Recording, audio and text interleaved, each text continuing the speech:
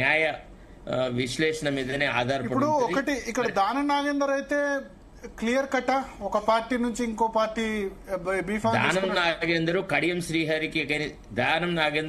శ్రీహరికి అగేనిస్ట్ గా ఎవిడెన్స్ చాలా గొప్పగా ఉంది. అంటే ది డిగ్రీ ఆఫ్ ఎవిడెన్స్ అంట. ఓకే, అంటే దానం నాగేందర్ ఓకే, కడియం శ్రీహరి ఏంటి? Kadiyam Srihari behaviour, Kadiyam Srihari condemnation, Kadiyam Srihari talking. Even నిన్నగాక మొన్న కడియం శ్రీహరి ఒక మాట అన్నాడు, ఏమని, కవిత లిక్కర్ స్కామ్ లో చేరడం వల్లనే నేను పార్టీకి రాజీనామా పెట్టా అని ఓపెన్ గా స్టేట్మెంట్ చేసి పారేసినాడు. అంటే తెలిసా తెలియక ఇతరత్రమా అనేది మనకు తెలియదు.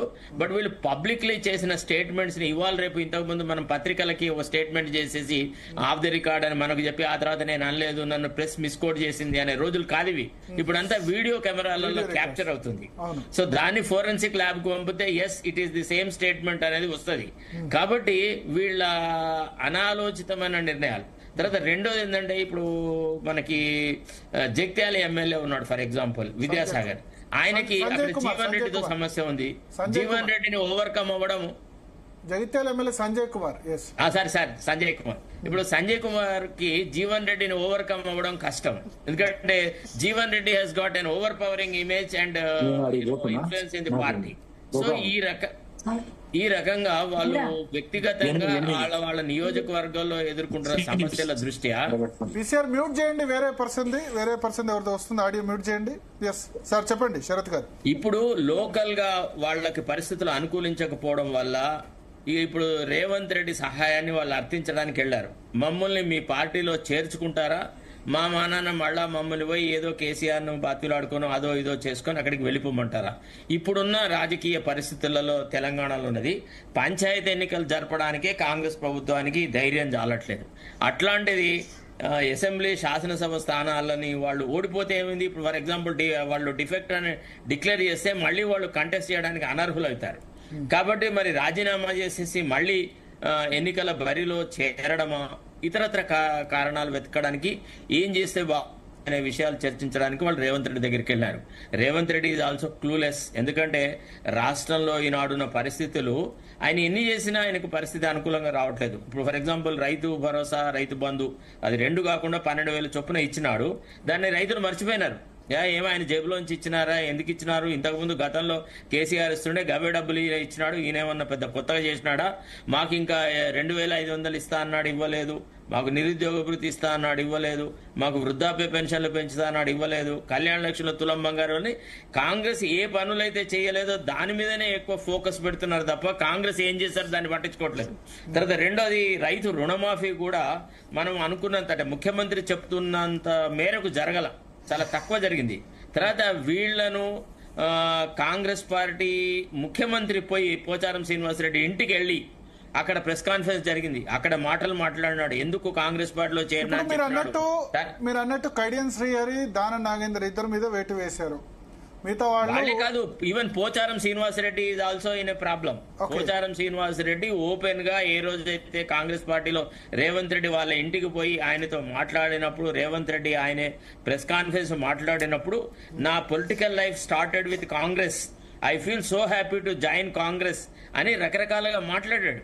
ఇప్పుడు అతను ఒకప్పుడు స్పీకర్ పోస్ట్ హోల్డ్ చేసినాడు కాబట్టి అతనికి కొన్ని మాన మర్యాదలు, తర్వాత ప్రొపరేటరీ అడ్డు వస్తుంది ఆయన అబద్ధాలు.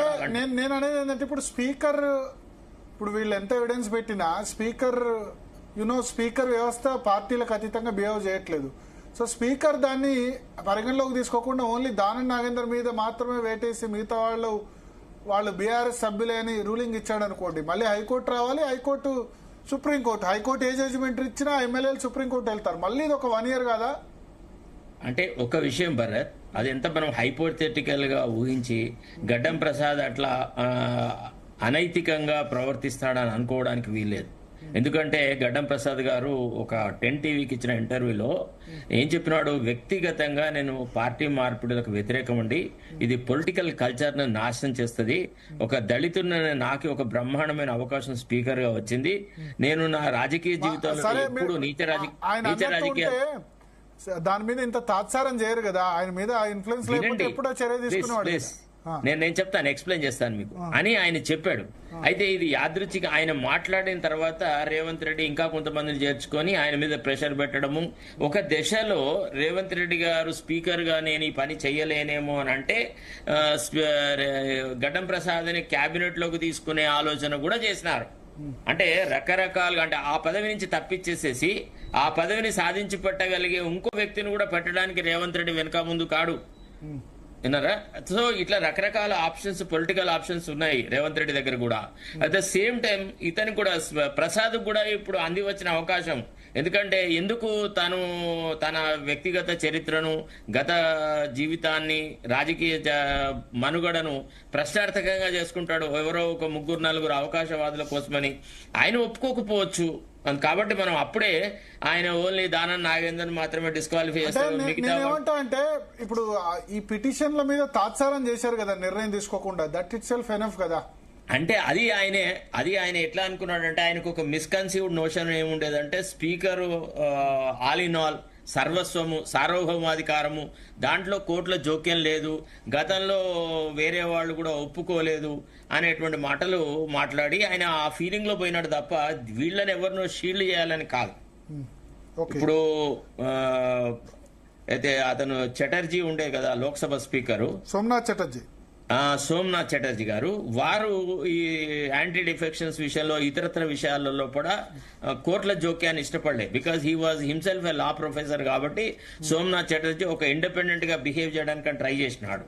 సో ఆ రకమైన ఆలోచన గారు ఇప్పుడు మన ఇటీవల ధన్కర్ గారు కూడా సుప్రీంకోర్టు ఆర్టికల్ 142ను ఇంటర్ప్రిట్ చేసిన విధానాన్ని గురించి they are using it as a missile, అది ఇది అని మాట్లాడి. అంటే లాలో ఎక్విప్ అయి సీనియర్ న్యాయవాది అవ్వడం వల్ల, లా మీద అవగాహన ఉండడం వల్ల వాళ్ళు ఆ రకంగా మాట్లాడితే సరిపోయింది. కానీ ప్రసాద్ అంత ధైర్యం చేసేసి వ్యక్తిగతంగా తన కాండక్ట్ మీద రేపు కోర్టులు అభిశంసన ఇచ్చే స్థితికి ఆయన ఆ పరిస్థితులను తీసుకొస్తాడని నేను అనుకోవట్లేదు. ఎందుకంటే స్పీకర్ నిర్ణయం ప్రధానం కాదు కదా. స్పీకర్ నిర్ణయం మీద రేపు హైకోర్టుకు వెళ్తారు.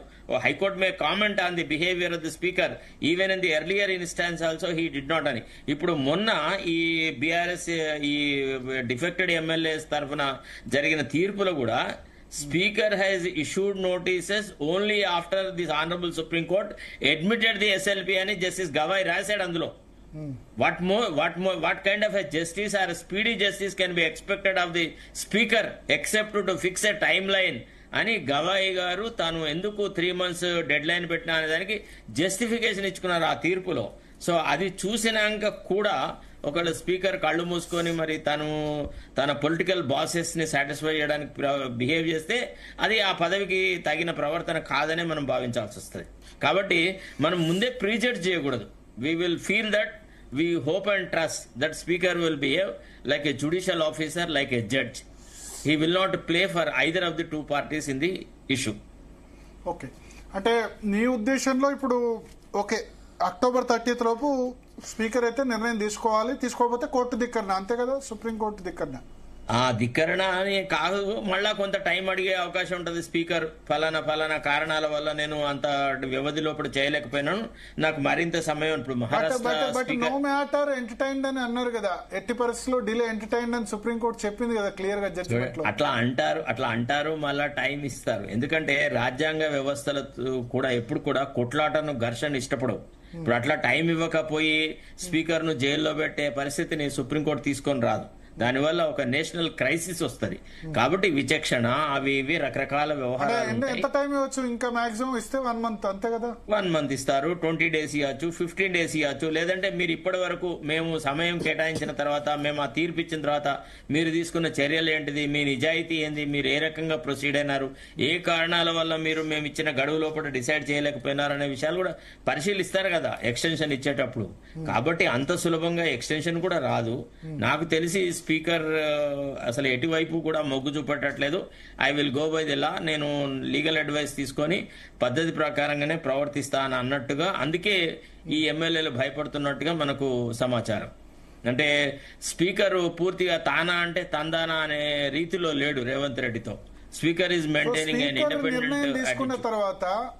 స్పీకర్ నిర్ణయం తీసుకున్న తర్వాత నేరుగా సుప్రీంకోర్టుకు పోవచ్చా? ఒకవేళ బీఆర్ఎస్ ఎగ్జాంపుల్ ఉందనుకోండి, లేదు లేదు లేదు ఇప్పుడు వాళ్ళు ఏమంటారంటే because the other party will lose an opportunity. So కాబట్టి వాళ్ళు హైకోర్టుకు నెసెసరీగా రావాలా, హైకోర్టులో మళ్ళీ కేసు వేసి హైకోర్టులో తీర్పు ఏదైనా వస్తే దాని మీద సుప్రీంకోర్టుకు రావచ్చు. స్పీకర్ అయితే నిర్ణయాన్ని either parties can challenge in high court. High court అంతే కంపల్సరీగా హైకోర్టులోనే ఛాలెంజ్ ఇప్పుడు చేస్తారు. వేటుబడ్డ ఎమ్మెల్యేలు కూడా వాళ్ళు మళ్ళీ హైకోర్టులో ఛాలెంజ్ చేయొచ్చు. చేస్తారు కంపల్సరీ చేస్తారు. ఇది ఇక్కడితో కాదు, ఇది ఈ అంశం అంతా తీరాల్సింది ఓన్లీ సుప్రీంకోర్టులోనే. సుప్రీంకోర్టు మాత్రమే ఈ డిఫెక్టెడ్ ఎమ్మెల్యేల భవితవ్యాన్ని పర్మనెంట్ గా తేల్చగలదు. దాని పర్యవసానం కూడా స్పీకర్ మీద కొంత ప్రభావం పడుతుంది. స్పీకర్ ఆఫీస్ కానీ అనేది కొన్ని సందర్భాల్లో ఇప్పుడు మహారాష్ట్ర కేసులో డైరెక్ట్ గా సుప్రీంకోర్టు విచారించింది కదా. మహారాష్ట్ర ఉదంతం వేరు. మహారాష్ట్ర ఉదంతం లోపల కొన్ని సంఘటనలు ఎట్లా జరిగినాయంటే సుప్రీంకోర్టు దాన్ని ఒక ఎక్స్ట్రాడినరీ కేసు కింద ట్రీట్ చేసింది. ఒక పార్టీని ఒక ముఖ్యమంత్రి స్థాయిలో ఉన్న వ్యక్తిని ఆయనకు అవకాశాలు ఏవి ఇవ్వకుండా ఆయనను ఏకాకిం చేసినారు అని. తర్వాత లెజిస్లేచర్ గవర్నరు తన బాధ్యతలను మరిచి సెషన్ ను కన్వీన్ చేసినాడు. అప్పుడు అవసరం లేకుండే. తర్వాత ఇంకోటి ఏంది, నీకు బొమ్మాయి కేసులో సుప్రీంకోర్టు ఏం చెప్పింది, the test of majority must be conducted on the floor of the house, not on the lawns of Raj Bhavan అని అన్నారు. సో కాబట్టి అక్కడ కొన్ని వయలేషన్స్ ఉండే. That is an extraordinary situation. This is not one such. ఇట్లా defect అవ్వడం ఎమ్మెల్యేలు అట్లా ఇట్లా చాలా చోట్ల జరుగుతూ ఉన్నారు. దీన్ని ఆ స్థాయికి ఎలివేట్ చేయలేమన్నమాట. ఒకసారి మనతో పాటు